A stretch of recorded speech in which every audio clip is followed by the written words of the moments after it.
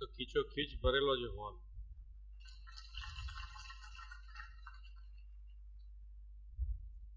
આમ બોલાયા હોય તો કે હવે આવું છું ને કદાચ જ આવું ને મારા કામ છે. આજે તો આપણું પોતાનું કામ છે ને.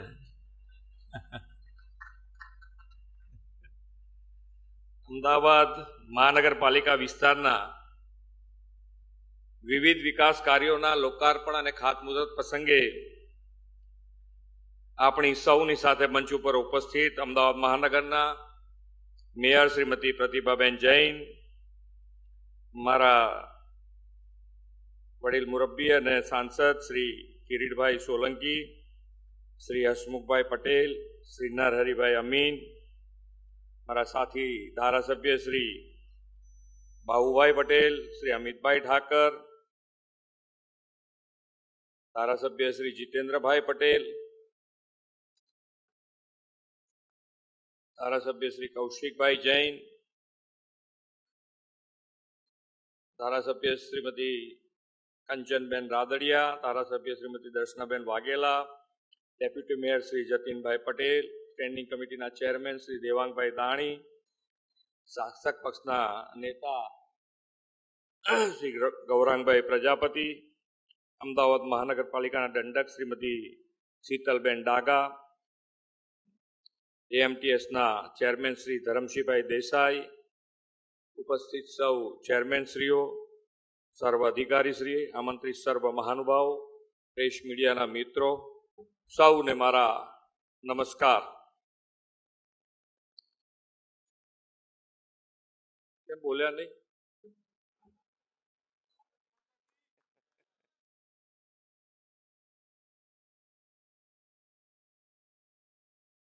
વિશ્વ નેતા અને દેશના યશસ્વી વડાપ્રધાન શ્રી નરેન્દ્રભાઈ મોદીએ દેશમાં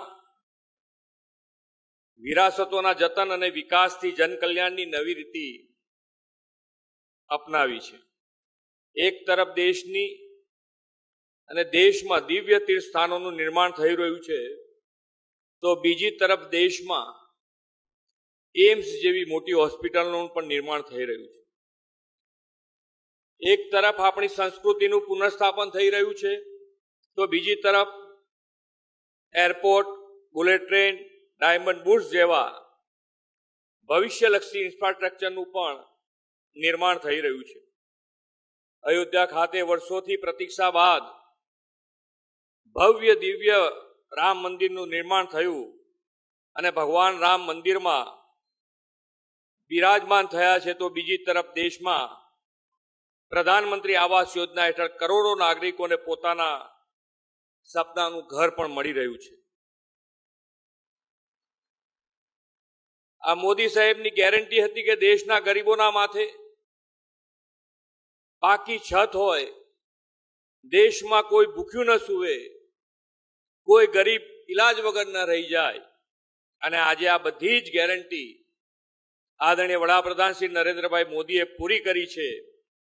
અને તેના કારણે જ દેશના જન જન બધા જ બોલી ઉઠ્યા છે કે અબકી બાર 400 કે પાર.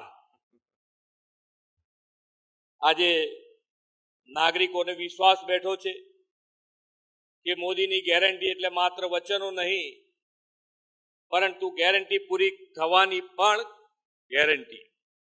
આ વિશ્વાસ પાછળ આદરણીય શ્રી નરેન્દ્રભાઈ મોદીએ સુરાજ્ય અને સુશાસનથી કરાવેલી અનુભૂતિ છે. દેશના અમૃતકાળમાં વડાપ્રધાનશ્રીના નેતૃત્વમાં સુરાજ્ય, ગુડ ગવર્નન્સનો લોકો પ્રત્યક્ષ અનુભવ કરી રહ્યા છે. આજે કોર્પોરેશનમાં અત્યાર સુધીમાં ઇતિહાસ કેટલો છે નોકરી આપવાનો એક જ દિવસમાં? આ સૌથી મોટો હશે. 900 ને એક જ દિવસે 960 નોકરી એક જ દિવસે કોર્પોરેશનમાં મળે.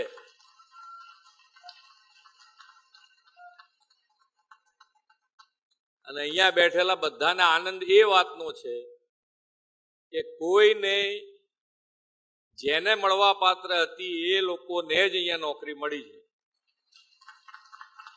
કોઈની પાછળ જવું નહીં પડ્યું હોય, કોઈને ફોન નહીં કરવો પડ્યો કે જરા આપણું જોજો. આનાથી વધારે શું જોઈએ? આજ સુશાસન માન્ય વડાપ્રધાન શ્રીએ અને એની અનુભૂતિ નાનામાં નાના માણસ થઈ છે. કાલે પણ સવારે 1990 લોકોને ગુજરાત સરકારે ત્યાં આગળ નોકરીના પ્રમાણપત્રો આપ્યા છે. એની અંદર પણ તમે જુઓ તો ફેમિલી બેકગ્રાઉન્ડ જુઓ એ લોકોનું, તો સામાન્યમાં સામાન્ય વ્યક્તિ એના ઘરમાં ખરેખર એમ કે તકલીફ, જો આ વ્યવસ્થિત છોકરા આગળ ન વધે તો આખી એક પેઢી ફરીથી પાછી મુશ્કેલીમાં મુકાય, એવા ફેમિલીમાંથી લોકોને નોકરીઓ મળી છે. અને જેને કહેવાય ને કે આમ ઉતાવળ હતી, એમ કે પ્રમાણપત્ર હું તરત કેવી રીતે લઈ લઉં, એમ એટલું એનો થનગનાટ હતો. આ બધી જ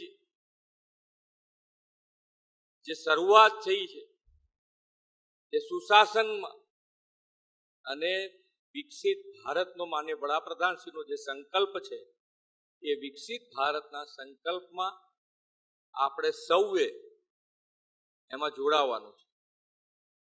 આજે અહીંયાથી તમે જે પ્રમાણે નોકરી તમને મળી છે, તો તમારું પણ દાયિત્વ તમારે હવે નિભાવવાનું છે કે તમે જે ટેબલ ઉપર નોકરી કરો એ ટેબલ ઉપર તમારી એક તો ત્યાં પ્રેઝન્સ વર્તાવવી જોઈએ. પ્રેઝન્સ વર્તાવવાની બે પદ્ધતિઓ હોય, એક તમારી પોઝિટિવનેસ અને એક નેગેટિવિટી. બે રીતે પ્રેઝન્સ તો વર્તાઈ શકાય ને, કે અહીંયા આ ટેબલ ઉપર જઈએ ને એટલે 5-6 ધક્કા તો ખાવા જ પડે. એ તમારે થવા દેવાનું થતું. એક જ ધક્કે પેલાનું કામ પૂરું થાય તો આપણી પ્રેઝન્સ. તો ડિજિટલનો જમાનો છે. ડિજિટલ એટલે ઘેર બેઠા તમે હવે ફરિયાદ કરો ને તમારો નિકાલ થાય, એ દિશામાં ગુજરાત સરકાર અને દેશ આગળ વધી રહ્યો છે. એમાં તમે રૂબરૂ આવ્યા હોય એને ધક્કો ખવડાવો એ કેટલું વ્યાજબી છે. અને એક બાજુ આપણે ગ્લોબલ કોમ્પિટિશન ઉપર આવી ગયા છે. આજે દેશ અને દુનિયામાં આપણા વડાપ્રધાન શ્રી ઉપર સૌની નજર છે કે હવે ક્યાંય દુનિયામાં કોઈ પણ જાતનો પ્રોબ્લેમ આવે તો સૌની નજર આપણા વડાપ્રધાન ઉપર છે કે ભાઈ કંઈ પણ થશે તો એમાંથી બહાર કાઢવા વાળી વ્યક્તિ જો કોઈ છે તો એ આપણા વડાપ્રધાન શ્રી છે. અને રોજ બરોજ તમે નાનામાં નાના માણસને, છેવાડાના માણસને મુખ્ય પ્રવાહમાં કેવી રીતે લાવી શકાય એના માટેનો એમણે હર હંમેશ પ્રયત્ન કર્યો. સરકારી યોજનાઓ તમે જુઓ બધી જ, તો સરકારી યોજનાઓ પણ બધી જ નાના માણસને ધ્યાનમાં રાખીને આ બધી યોજનાઓ બનાવી છે. અને સરકારી યોજનાઓ બન્યા પછી સરકારી યોજનાનો લાભ મળવા પાત્ર વ્યક્તિને અથવા ફેમિલીને મળે એના માટેનો પ્રયત્ન. પહેલા યોજનાઓ બનતી હતી ને કેટલા જણ લાભ લેતા હતા આપણને ખબર છે, કારણ કે યોજના જ ખબર ના હોય તો લાભ લેવાની વાત ક્યાં રહી. અત્યારે માન્ય વડાપ્રધાનશ્રીએ સેચ્યુરેશન પોઈન્ટ એટલે કે દરેક યોજના અને એને મળવા પાત્ર લાભ એ વ્યક્તિને 100% મળે એના માટેનો પ્રયત્ન કર્યો. આજે એમણે વિકસિત ભારત સંકલ્પ યાત્રા કાઢી અને એમાં મોદી સાહેબનો ગેરંટી રથ દરેક ગામ, ગુજરાતનો કોઈ છેડો એવો નહીં હોય કે આ રથ મોદી સાહેબની ગેરંટીનો રથ ત્યાં પહોંચ્યો હશે અને મળવા પાત્ર યોજનાનો લાભ એના ઘેર બેઠા મળ્યો. એ આ પહેલો આપણા દેશનો ઇતિહાસમાં પહેલું હશે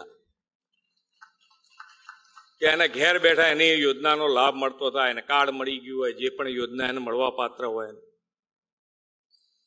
જ્યારે આ રીતે આપણે આગળ વધતા હોઈએ અને જે અમદાવાદ શહેર છે, તો અમદાવાદ શહેરમાં આજે આપણે અહીંયાથી મેટ્રો સ્ટેશન એક બાકી હતું એનું લોકાર્પણ કર્યું છે. સાથે સાથે મેટ્રો ફેઝ 2 એનું પણ કામ ખૂબ ઝડપથી ચાલી રહ્યું છે. ત્યાં પણ મેટ્રો અત્યારે ટેસ્ટિંગ છે તે ચાલી રહ્યું છે, એટલે એ પણ જલ્દી ફેઝ 2 પણ ચાલુ થઈ જશે. BRTS હતી સૌથી જૂની આપણી લાલ બસ AMTS, અને AMTS નો ઇતિહાસ તમે જુઓ કેટલા વર્ષોથી આ અહીંયા ગાડી ચાલે છે AMTS. અને AMTS ના આધારે આજે બધા જ આપણે પ્રકલ્પો નવા જેમ આગળ ટેકનોલોજી વધતી જાય છે, જેમ આપણી સમસ્યાઓ ક્યાંક ટ્રાફિકની વધતી જાય એના સોલ્યુશન માટે આપણે આગળનું વિચારીને, આપણી પાસે લીડર છે, આપણી પાસે નેતૃત્વ એવું છે કે જે આગળનું વિચારી શકે છે. અને આગળનો વિચાર કરીને આજે બધાને ખબર છે કે આપણે ફોન હમણાં અત્યારે હાથમાં કોઈને ના હોય અને જો બહાર મૂકવાનું કીધું હોય તો એની એમ થાય કે જાણે મારું હાર્ટ બહાર જઈને હું મારે તો પતી ગયો. પણ આ હાર્ટ એટલે કે ચિપ્સ, સેમિકન્ડક્ટર, અને સેમિકન્ડક્ટર આખો ઉદ્યોગ એ બિઝનેસ વિદેશમાંથી ભારતમાં લાવવા માટે દરેક વડાપ્રધાને એના માટેનો પ્રયત્ન કર્યો. પણ સફળતા ફક્ત ને ફક્ત આપણા વડાપ્રધાન શ્રી નરેન્દ્રભાઈને મળી. અને માઇક્રોને શરૂ થઈ ગયું છે, અને ટૂંકા જ ગાળામાં વડાપ્રધાનશ્રીના હસ્તે આપણે ધોલેરામાં પણ ટાટા ફેબ બનાવવાનું શરૂ કરવા જઈ રહ્યા છે.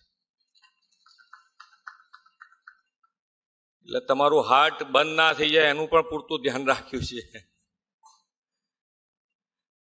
એટલે જે પ્રમાણે આપણે ફ્યુચરનો વિચાર કરીને, ભવિષ્યનો વિચાર કરીને વડાપ્રધાનશ્રી જે રીતે આગળ વધી રહ્યા છે એ પ્રમાણે વિકસિત ભારતની જે મોદી સાહેબની ગેરંટી છે એ ગેરંટી કોઈ રોકી શકે એમ છે નહીં. આજે ઘણા બધા કામોના લોકાર્પણ થયા છે, ખાતમુહૂર્ત થયા છે, રોડ રસ્તા તો થતા જ હોય છે, પણ સાથે સાથે ગાર્ડનથી માંડીને આજે બોન્સાઈ શું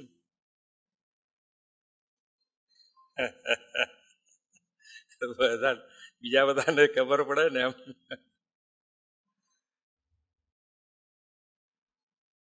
એટલે ખૂબ આવાસોનો હમણાં 2 ઘટના ગુજરાત માટે બહુ જ મોટી બની છે. હમણાં ટૂંકા ગાળાની વાત છે, બાકી તો બન્યા જ કરતી હોય છે.